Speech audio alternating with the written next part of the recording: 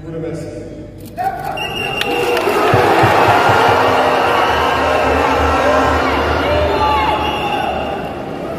Rendons grâce à Dieu qui a permis que nous nous retrouvions ici aujourd'hui à l'occasion de la célébration de la Journée internationale de la jeunesse en bonne santé.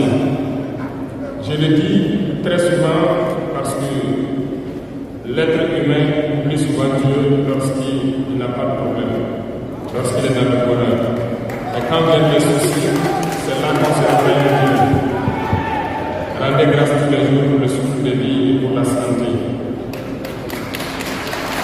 Jeunesse du Burkina, jeunesse d'Afrique. La jeunesse, cette phase de la vie où l'on a assez de force, assez d'énergie, comme le paraphrasé d'un précédent qui vient de passer. La jeunesse, c'est l'époque où on n'a pas assez de temps. Nous devons profiter du temps qui nous est donné, utiliser l'énergie nécessaire pour atteindre nos objectifs, pour changer le monde, changer notre monde, changer le monde des autres positivement.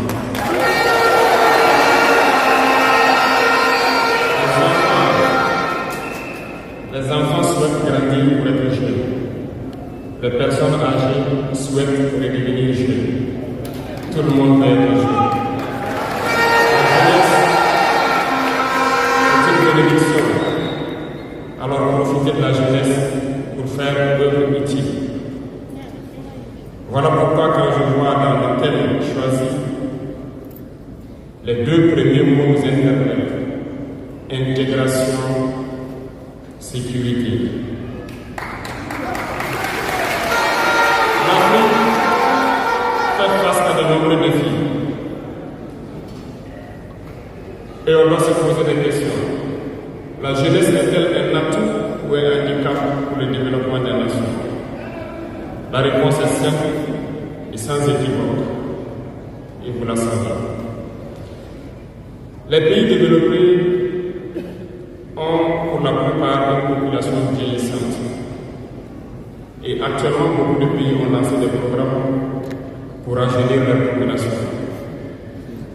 L'Afrique a cette chance d'avoir une population très jeune. Mais pourquoi l'Afrique est Nous devons donc nous pencher sur la question de comprendre pourquoi l'Afrique a une population jeune et qu'elle n'est pas développée. Et que les pays qui se disent développés cherchent donc à rajeunir leur population. Il faut que nous arrivions donc à transformer notre jeunesse en un véritable atout et un moteur de développement pour notre continent.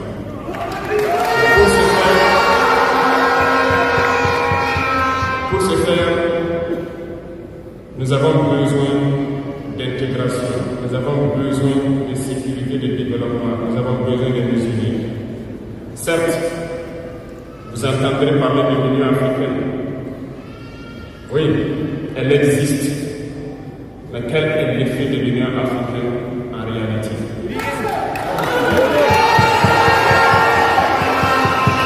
Nous ne pouvons pas parler d'intégration dans le terme et de ne pas parler de l'Union africaine.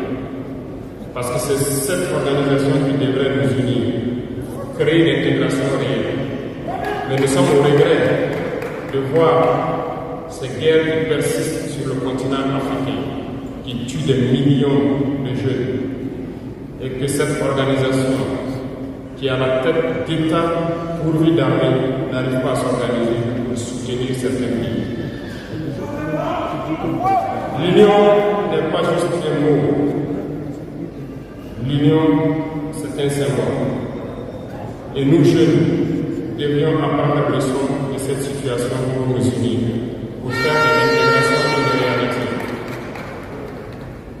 J'ai été désagréablement surpris lorsque l'Éthiopie, qui abrite donc le siège de l'Union africaine, vivait un conflit. Et quand j'ai vu le Premier ministre se mettre en crise et annoncer fermer l'université à Addis Abeba pour faire face à la menace, je n'ai pas vu l'action de l'Union africaine pour protéger ce siège. Les États occidentaux, pour la plupart, voyaient Addis Abeba tomber plié bagage et parti. L'Éthiopie s'est battue, a trouvé une solution interne et vit plus ou moins en paix aujourd'hui. Les enfants du Congo meurent depuis des années. Plusieurs autres conflits que le Soudan existent sur le continent. Nous aurions aimé voir l'Union africaine générer les forces et toutes les stratégies nécessaires pour soutenir ces États pour qu'ils puissent retrouver la paix. Nous ne viendrons pas parler de nous ici au Sahel. Depuis près de 10 ans, le Sahel est le théâtre du terrorisme international. Mais nous ne voyons aucun soutien de ces organisations pour trouver une solution à ce problème.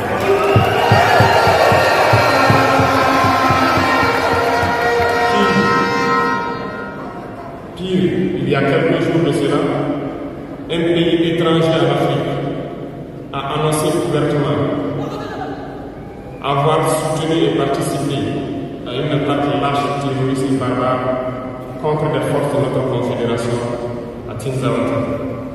L'Union africaine n'a pris aucun rôle sans ingérence.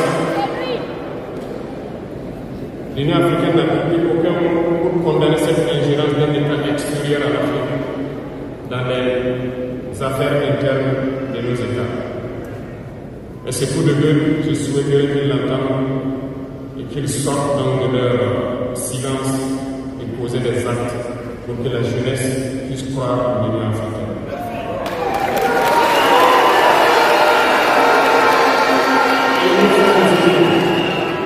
Il nous faut nous unir et la seule manière de s'unir, c'est de se parler, de se comprendre et de pouvoir donc asseoir les bases de cette unité-là. Et jeunes, laissez-moi vous dire que pour s'unir, il y a 3 mots, 3 vices, 3 grands vices qu'il faut bannir de nos comportements et de notre vie. Je parle de la lâcheté, la traîtrise et l'incompétence.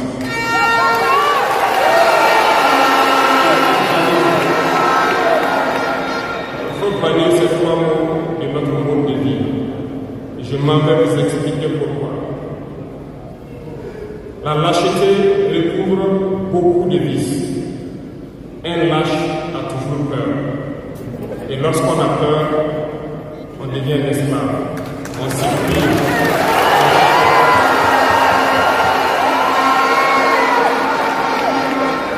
Nos ancêtres n'ont pas été lâches. Et si nous sommes lâches, nos enfants vont nous poser des questions. Imaginez qu'au Burkina, nous refusions de nous battre et nous acceptons de nous soumettre, de vivre l'esclavage. Demain, nos enfants grandiront, ils se poseront des questions.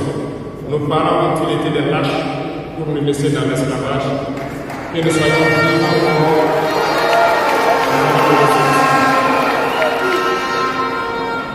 Le lâche a peur. Et les impérialistes ont compris, ils essaient de faire peur aux leaders pour que vous soyez des lâches. Parce que quand vous êtes un lâche, tous les autres vices peuvent naître. On fait tout pour que nous ayons peur. Ils viennent dans nos palais, ils nous menacent directement, ou des menaces froides. Bien sûr, nous répondons comme il le faut. Ils essaient de nous faire comprendre. Ils prennent chaque fois des exemples. Ils nous diront, vous savez, Thomas Sankara a essayé de faire comme ça, mais il est où? Il est mort. Le président a essayé de faire comme ça. Kadhafi a essayé comme ça, il est où? Il est mort. Voilà des propos qu'on obtient de manière froide pour nous faire peur. Et puis, nous voyons aussi souvent certains jeunes essayer d'emboîter le pas d'une autre manière. On peut les entendre dire telle personne a régné ici, il a la CPI, telle personne a régné ici, il est en prison. Tout ça pour essayer de nous faire peur, pour qu'on devienne des lâches. Mais je pense qu'ils n'ont pas compris quelque chose. Quand nous disons la patrie ou la mort, ce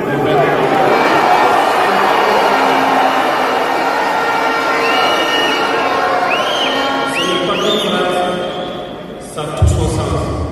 Nous n'avons pas peur et nous n'aurons jamais peur.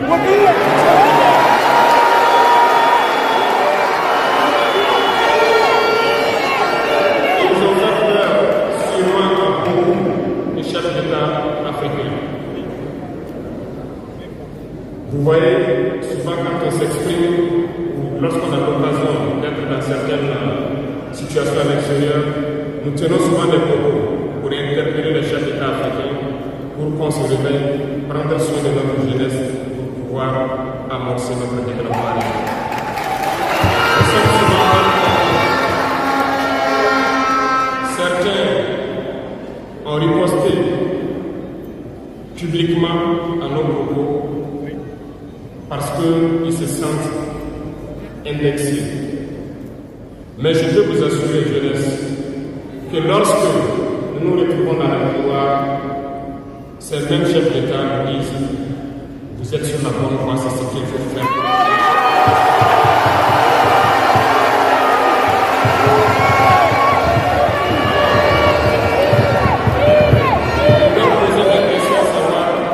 Pourquoi vous ne faites pas comme nous? Pourquoi vous ne nous accompagnez pas? Certains nous disent qu'ils ont les bénis, certains nous disent qu'ils ne peuvent pas.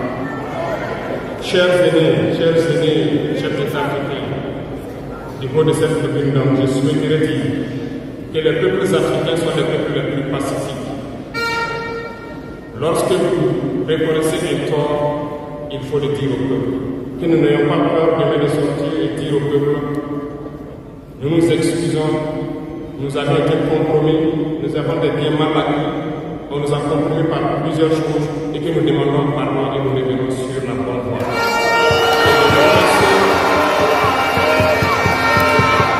Et de commencer à travailler réellement pour l'indépendance de nos États et notre émancipation.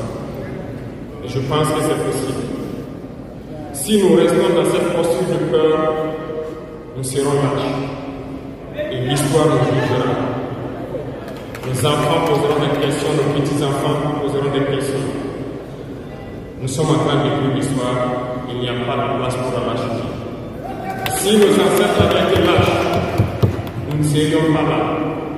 Souvenez-vous, je vous prends un exemple des peuples babyloniens et Bassa, je veux parler des Camerounais. L'Union des populations du Cameroun, qui depuis les années 50 a commencé une lutte implacable contre les colons. Ils ont été massacrés. Les armées coloniales françaises en son temps ont déversé des patrouilles d'infanterie, des chars, des hélicoptères, ont anéanti des villages entiers. Les tortures les plus inhumaines ont eu lieu dans cette période. Vous pourrez faire des recherches sur ce qu'ils appelaient la balançoire ou le bac à ciment.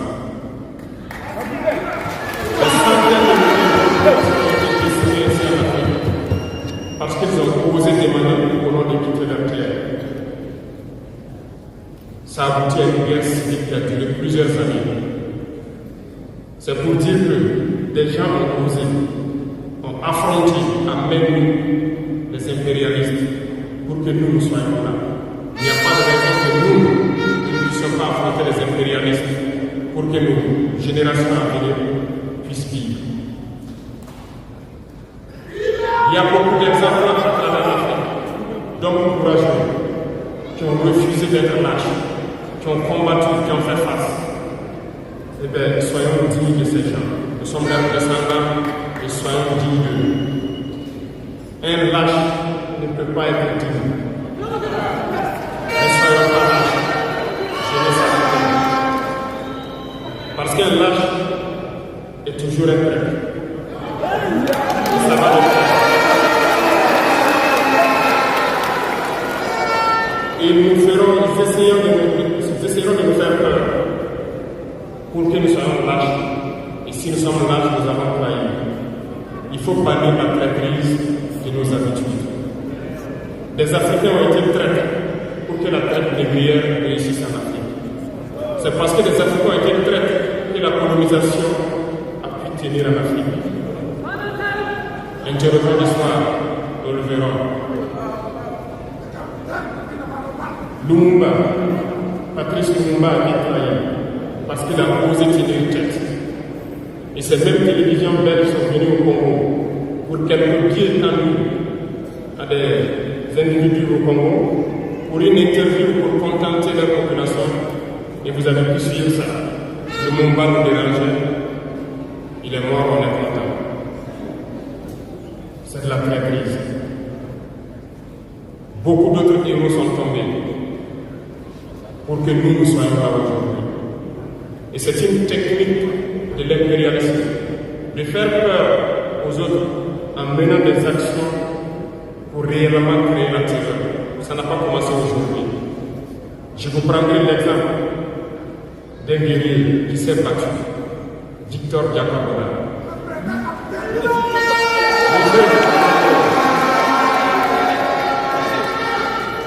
Il est issu d'une famille de chefs, pas de la chefferie donnée par le colon. Il était un enfant digne. Il a fait ses études au Sénégal, je crois. Il est devenu médecin en Guinée. Et lorsque le RDA a été créé, il a rejoint la Côte d'Ivoire pour mener le combat contre les impérialistes, contre les envahisseurs, contre le colon. Il a essayé d'organiser la société ivoirienne. Partout, les gens ont commencé à porter la voix. Il y avait en son temps un général Michou qui a fait massacrer les populations ivoiriennes pour que jamais cet esprit de liberté ne puisse germer. Il a continué son combat aux côtés de Félix Houphouët-Boigny. Ils ont lutté, mais le plus virulent était Victor Diakabona. Il représentait une menace pour les impérialistes. Qu'ont-ils fait? En plus de massacrer les populations qui manifestaient, un soir, ils l'ont tué de manière atroce à côté de Boafi. Quelques heures après, lorsque les populations de Timboko ont entendu l'assassinat, ils ont marché, ils ont manifesté, ils ont été massacrés par l'armée coloniale. L'histoire est écrite, les faits sont là. Après sa mort, qui a fait peur à Félix Houphouët-Boigny, ils l'ont appelé et ils l'ont dit: si vous continuez la lutte, vous connaîtrez le même sort. Il a eu peur et il s'est rallié à l'impérialisme. Il a été nommé ministre en France et plus tard il est venu prendre les rênes de la Côte d'Ivoire. Et ils l'ont utilisé pour éliminer beaucoup d'autres personnes qui osaient venir le voir. Je pense que comment ça va.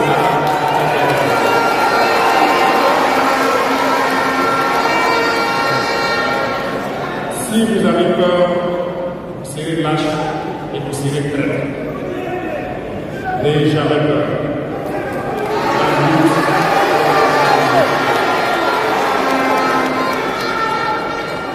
Il y a beaucoup d'autres exemples à travers le monde.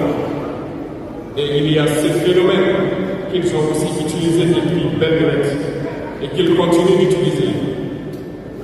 Voyez-vous, certains individus, par exemple, se sont retrouvés dans d'autres pays et créé soi-disant un gouvernement parallèle au gouvernement du Mali. Vous avez entendu cette histoire. Ce n'est qu'une technique qui a existé dans le temps. Je vais vous prendre l'exemple de Ahmed Shalami, l'Irak. Ce professeur de mathématiques qui a même été dans le gouvernement irakien a été récupéré par les impérialistes et il a formé ce semblant de gouvernement parallèle à l'Irak aux États-Unis. Et on l'a utilisé pour être dans le mouton de sacrifice. Parce que c'est à lui qu'on a dit de prononcer publiquement que Saddam Hussein développait des armes de destruction massive. Et il l'a fait. Ils l'ont utilisé. Et cette alibi a été utilisé pour tuer des millions d'enfants en Irak et détruire l'Irak. Et vous savez quel a été le sort de Shalami? Un soir, après une interview, dans l'interview, il disait même qu'il sait que la CIA est sur son dos. Quelques heures après, il a été retrouvé mort dans son lit, mort de crise cardiaque. Si vous trahissez, vous aurez des fins macabres.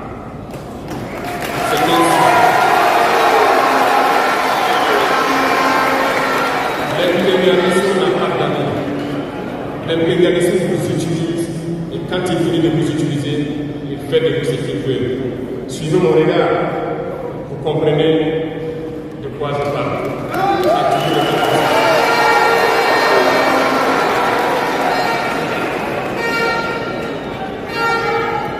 Le troisième vice,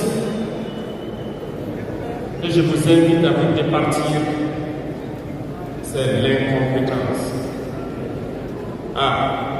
Je reviens encore au mot de Slavia qui a marché sur ma langue. L'incompétence, vous comprendrez de quoi il s'agit.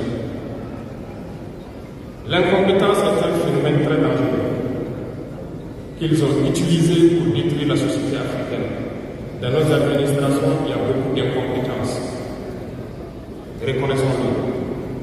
Les incompétents ont beaucoup de place à côté de l'impérialisme. Parce que les incompétents peuvent prôner le développement d'un pays. Les incompétents peuvent vous amener à douter de vous. Les incompétents aiment la facilité. Les incompétents aiment tout pour eux seuls. Les incompétents n'aiment pas ceux qui sont compétents. Ils n'aiment pas ceux qui ignorent, ceux qui cherchent. Les incompétents sont dangereux. Lorsque vous êtes éclairé, l'incompétent ne vous aime pas. Lorsque vous voulez ignorer, l'incompétent ne vous aime pas. L'incompétent, c'est reconnaître celui qui est compétent et il va le combattre jusqu'à son dernier souffle. Parce qu'il a peur de celui qui est compétent. Cherchez la connaissance. Cherchez la connaissance et travaillez dur pour être compétent. Bannissez l'incompétence. Parce que, à travers les distractions qu'on veut nous faire adopter, on devient incompétent. Je vous prends un exemple. Les réseaux sociaux sont les lieux de publication des informations aujourd'hui. Les gens s'informent à travers Internet et d'autres choses. Un jeune qui publie sur les réseaux sociaux un article sur sa ferme, un projet agricole ou un projet scientifique. Je suis jeune, je connais les termes. Il n'aura pas peut-être 1000 vues. Mais un jeune qui publie sur des futilités, ce que moi j'appelle de n'importe quoi, il a des millions de vues.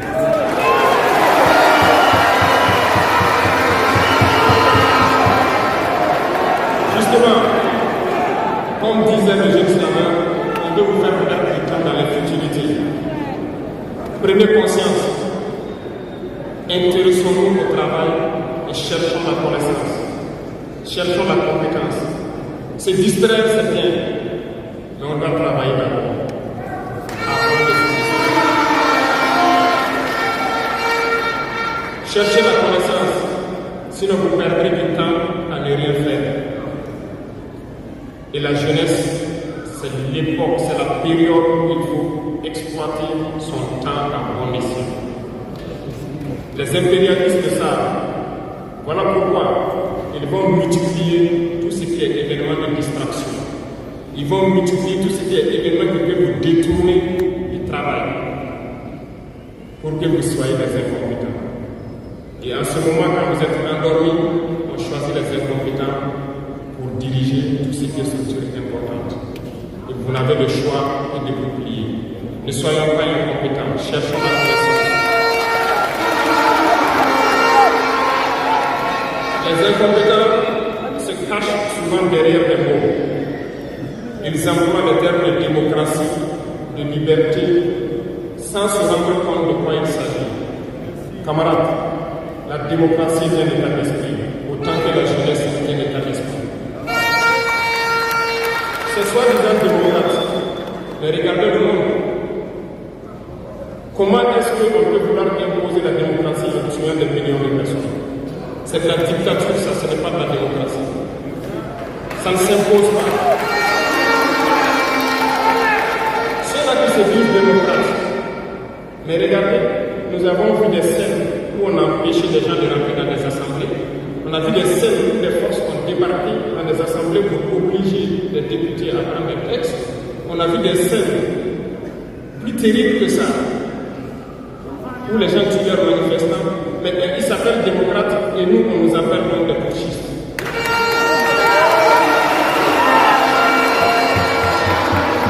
Si c'est ça la démocratie, je répète, nous ne voulons pas de cette démocratie.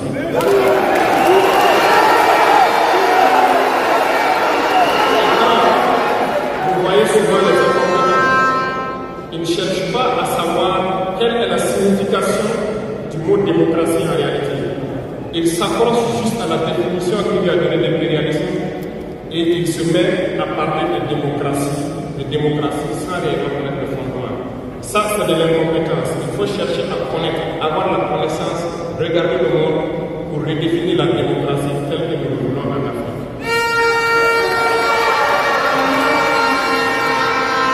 Les incompétents se cachent derrière la liberté.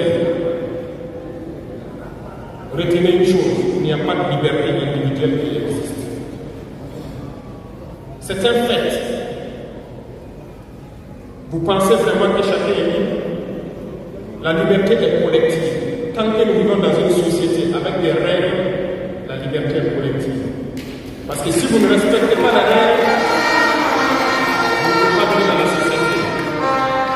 Si vous êtes libre de parler comme vous voulez, l'autre aussi est libre de vous répondre comme il veut. C'est la liberté. Si vous êtes libre de rouler dans la rue et de passer le feu rouge comme vous voulez, l'autre est libre de passer aussi et de vous cogner.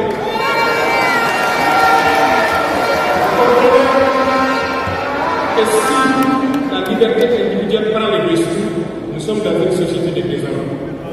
Voilà pourquoi il y a des règles dans la société. Et les règles, tout le monde doit les respecter. Et là, on parle de liberté collective.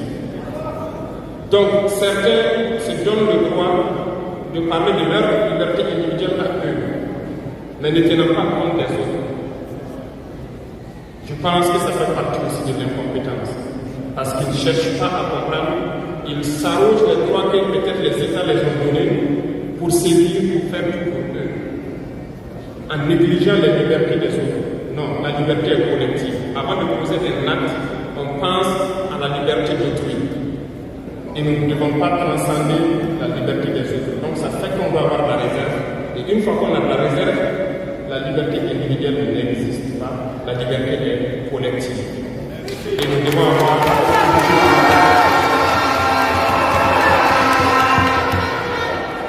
Cherchons donc la connaissance, lisons, interrogeons l'histoire. Ne lisez pas l'histoire que eux, ils ont écrite en leur faveur. Cherchez la connaissance à travers plusieurs sources et vous comprendrez dans l'histoire qui s'est battu pour l'Afrique, comment nous devons nous battre pour continuer cette lutte de nos dévanciers. Et je ne terminerai pas mes propos sans faire un coup de gueule encore au volet de la communication. Parce que comme je le dis, c'est l'arme fatale de l'impérialisme. Et vous, jeunes, vous devez tout faire pour savoir distinguer le vrai du faux. Nous continuerons à démonter les mensonges des médias impérialistes qui essaient de toujours créer des soucis en Afrique. Parce que ces médias, par leur bouche, ils peuvent vous rendre roi demain. Par leur bouche, ils peuvent vous faire quitter de votre position de roi et vous rendre un piètre esclave demain. Faites attention. Je suivais une émission, malheureusement, il n'y a pas longtemps, burkinabé, où un jeune journaliste a sorti une phrase qui m'a laissé un peu perplexe. Il parlait de la Corée du Nord. Et le journaliste a dit, il meurt le fait en Corée du Nord. A-t-il pris le soin d'aller en Corée du Nord enquêter pour voir vraiment s'il meurt de faim? L'idée que les médias impérialistes ont vendu la Corée du Nord est plus développée que beaucoup de pays européens. Et parce que ces médias nous disent la Corée du Nord c'est la dictature, les gens meurent de faim, ils sont pauvres, ils n'ont rien, on prend ça ainsi. Mais la Corée du Nord est une puissance nucléaire, comment est-ce qu'ils ont fait?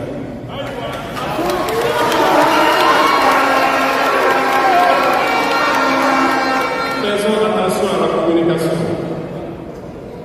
Il ne faut pas suivre de manière aveugle ces médias menteurs qui qui ne cherchent qu'à diviser l'Afrique. C'est logique, ils se battent pour les intérêts de leur peuple. Et l'intérêt de leur peuple, c'est que l'Afrique soit divisée. Alors, jeunesse du Burkina, jeunesse d'Afrique, il faut qu'on s'unisse.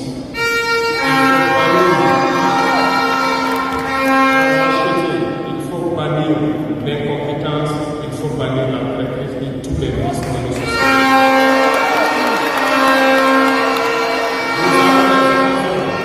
De nous parler, on rend grâce à Dieu de ces occasions que nous avons chaque fois de nous parler, de nous conscientiser. Et je vous invite à répartir encore mieux, à se mettre au travail pour que l'Afrique que nous voulons, autosuffisante alimentairement, soit une réalité. Pour que l'Afrique que nous voulons, soit une réalité. Parce que je reviens sur votre thème. Il n'y a pas de paix et de sécurité sans développement. Les deux vont de pair. S'il n'y a pas de développement, il n'y a pas de sécurité.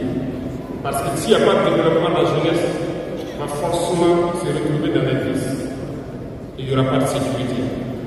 S'il n'y a pas de sécurité aussi, il n'y a pas de développement. Donc les deux doivent aller de pair. Intégrons cela dans nos combats pour que nous puissions nous battre et nous développer. Allons-y dans la production. Produisons suffisamment.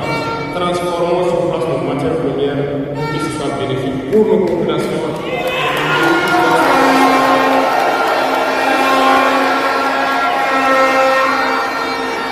Je vous souhaite une très bonne journée de réflexion sur le thème choisi, également sur le rôle essentiel de la jeunesse dans ce combat. Bonne chance à tous, que Dieu fasse en sorte que tous ceux qui ont fait un déplacement retournent en bonne santé chez eux et que nous puissions nous retrouver quand nous le souhaitons par la grâce de Dieu. La patrie ou la mort. Thank you.